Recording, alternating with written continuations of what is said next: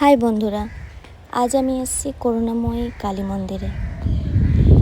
করুণাময়ী bridge থেকে নেমে একটুখানি গেলে পড়বে কালী মন্দির, ডান দিকে ওই যে দূরে দেখা যাচ্ছে গেট। তো চলো যাওয়া যাক।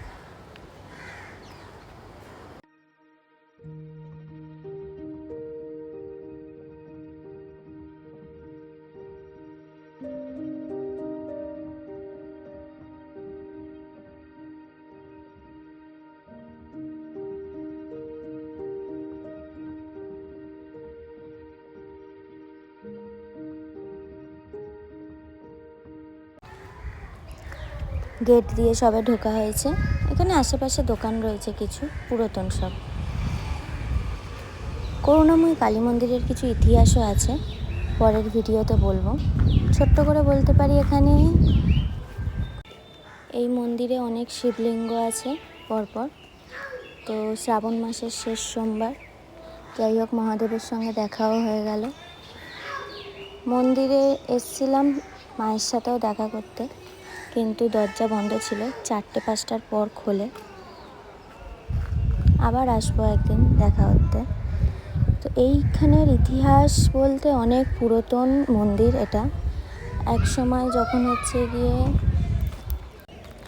নেপালগঞ্জের রাজা একদিকে থাকতো, একদিকে গিয়ে রায়চৌধুরী পরিবার। তো নেপালগঞ্জের রাজার ছেলের বিয়ে হয়েছিল। তো ছেলের বৌমা যাবে কি করে বাড়ি, পালকি করে। এবার এই রাস্তা দিয়ে রায়চৌধুরী বাড়ির রাস্তা, তো এখান দিয়ে যেতে খুব সমস্যা। এই জন্য বিভিন্ন অশান্তির হয়েছিল সম্মুখীন।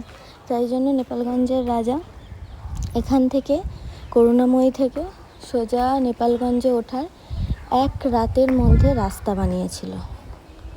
এই রাস্তা দিয়েই পরের দিনকে সকালবেলা বৌমাকে নিয়ে বাড়িতে ওঠে। সেই সময় রায়চৌধুরী পরিবার থেকে এই মন্দির তৈরি করা হয়েছিল, করুণাময়ী কালী মন্দির। মেয়েরা তৈরি করেছিল এই মন্দির। খুবই জাগ্রত আর খুব সুন্দর মন্দির। মন্দিরের মধ্যে যারা যারা এখানের কাজ করেছিল সবার নাম লেখা আছে,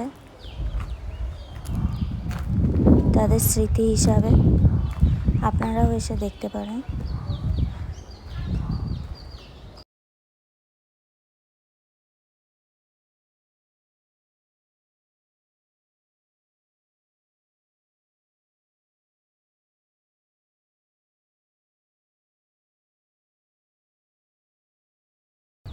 এপাশেও কিছু শিবলিঙ্গ পরপর রাখা আছে।